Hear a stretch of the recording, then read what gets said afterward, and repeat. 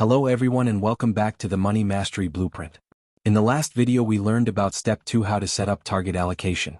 Today we are going to look at Step 3, how to rank your holdings, and even more important, how to see these rankings as your opportunities.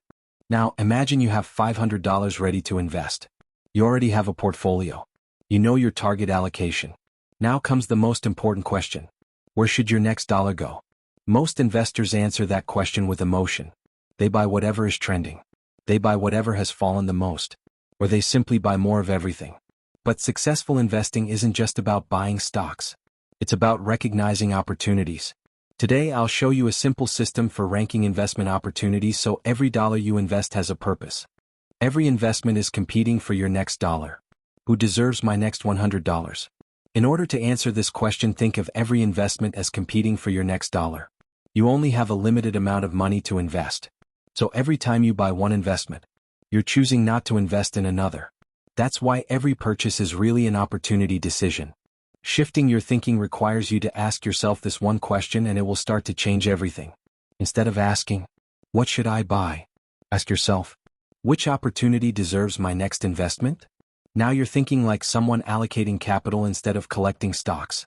You don't need a complicated formula. Create a simple scorecard. Every opportunity gets evaluated using the same criteria. For example, how strong is the business? Does it have long-term growth potential? Is the company financially healthy? Is today's valuation reasonable? Does this investment still fit my overall plan? The goal isn't perfection. The goal is consistency. Rank your opportunities after evaluating each opportunity. Simply rank them. The highest ranked opportunity becomes the first place your new money goes.